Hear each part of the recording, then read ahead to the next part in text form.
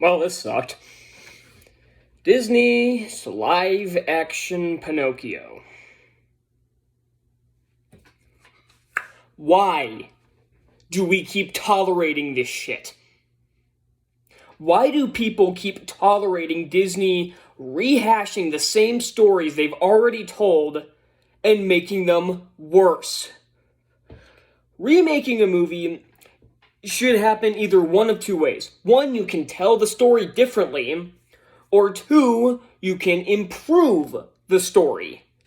There are movies that have done this, and there are movies in Disney's live-action remake catalog that have not only been made very different from the original, but there have ones that are made relatively similar that make changes that improve the story or fix plot holes. Something like the live-action Aladdin told the story in the same basic way, but fixed a lot of plot holes and plot contrivances that the original might have had.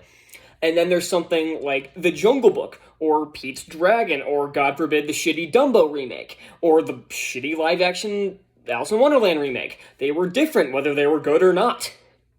This movie doesn't fall into either of those categories. This is just straight-up garbage.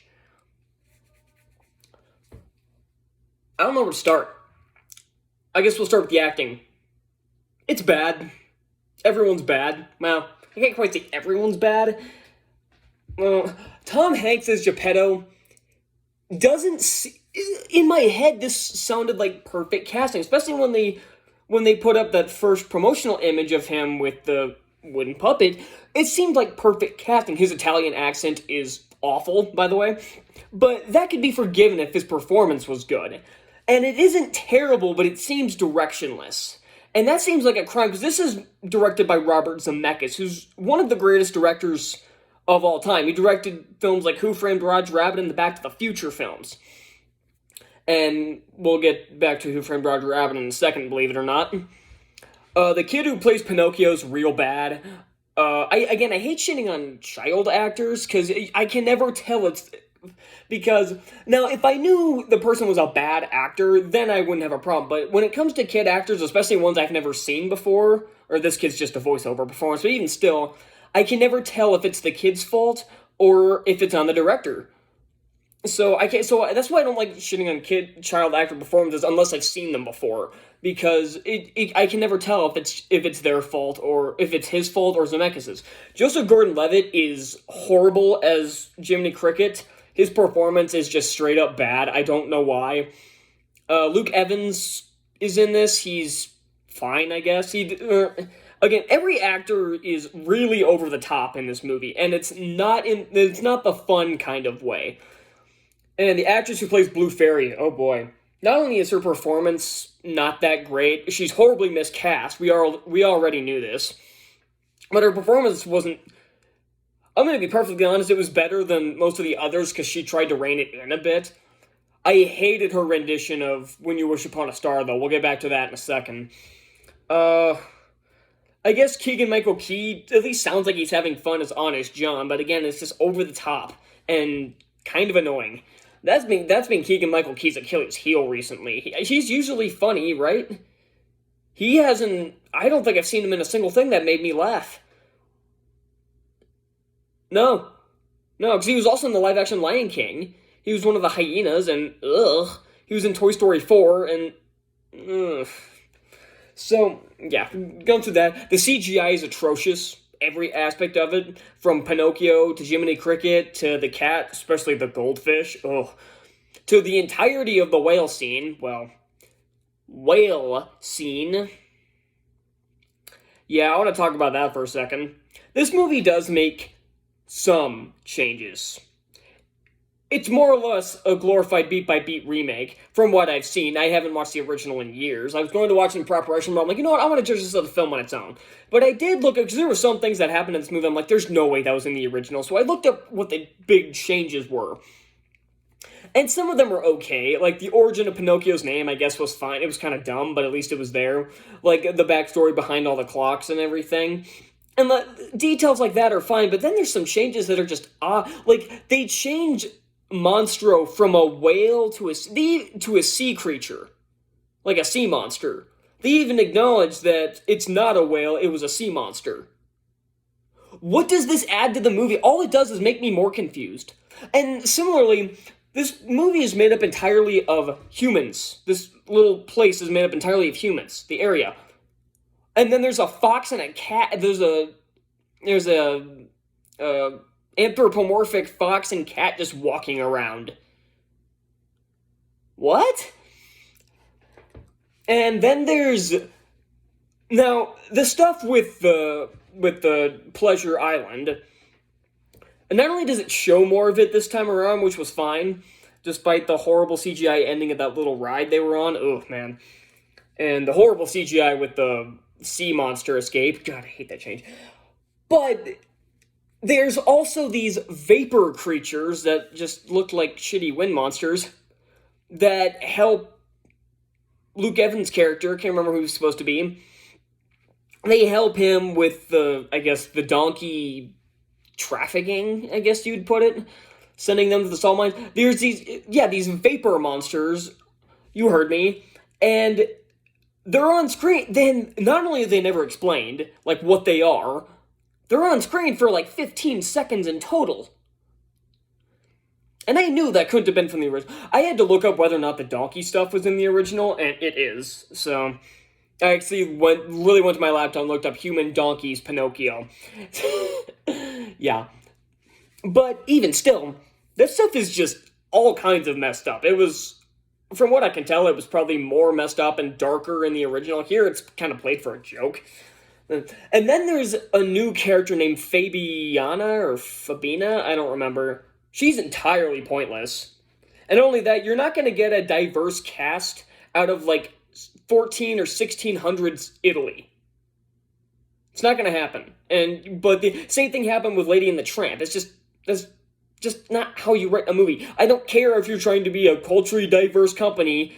You're being even less culturally diverse by ditching Italians and casting black people or Americans in this. Double standards. Disney's full of them.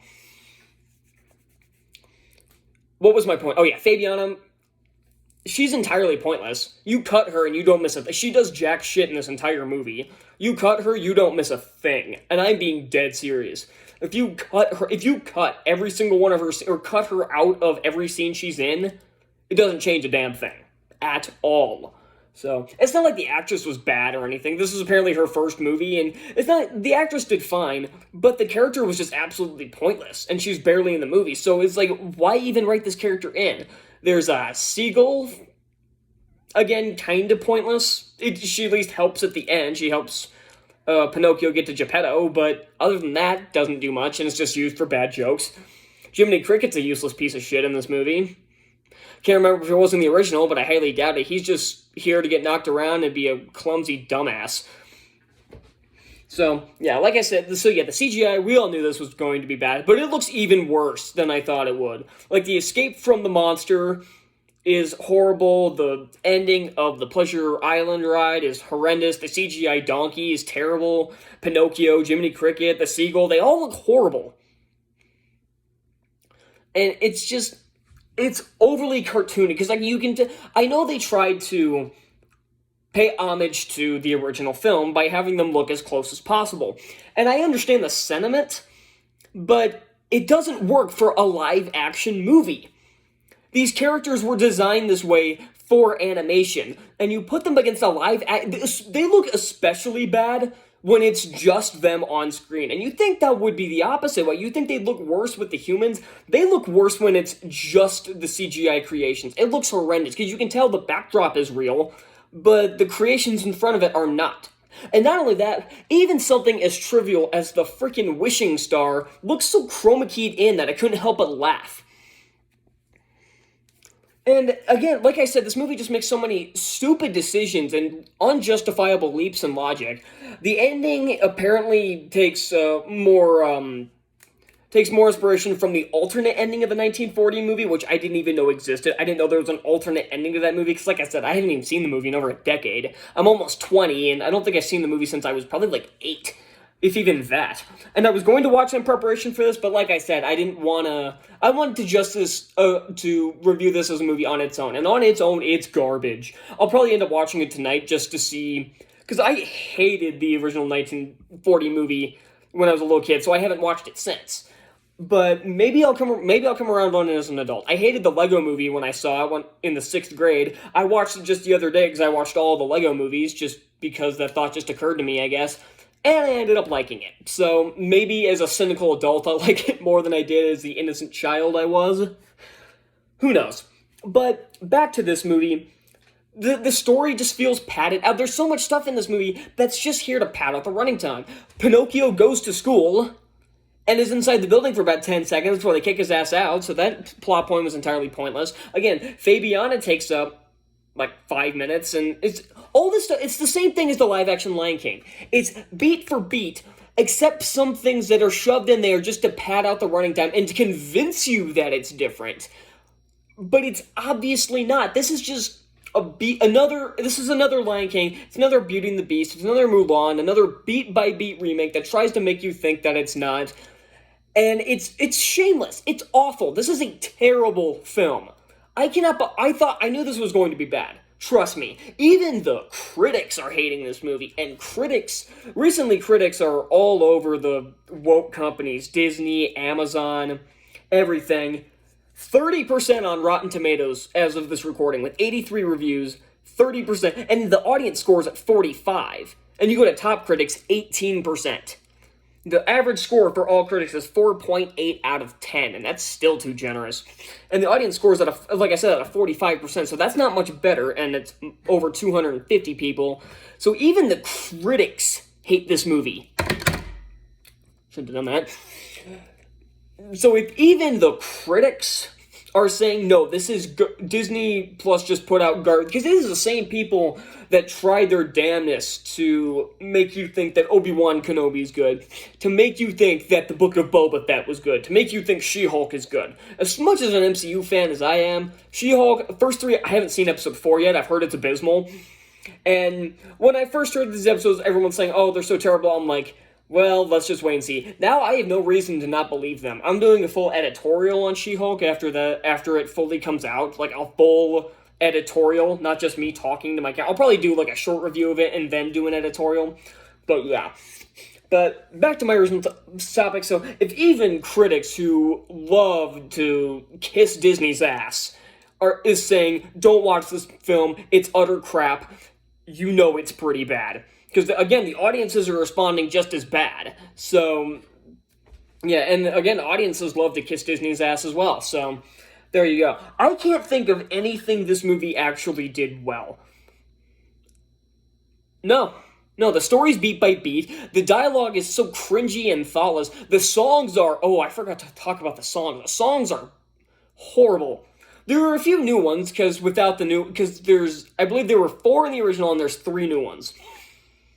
There was a couple of new songs written for Geppetto, and the first one, while he's singing while putting Pinocchio together, that one's fine. When You Wish Upon a Star is butchered to all hell.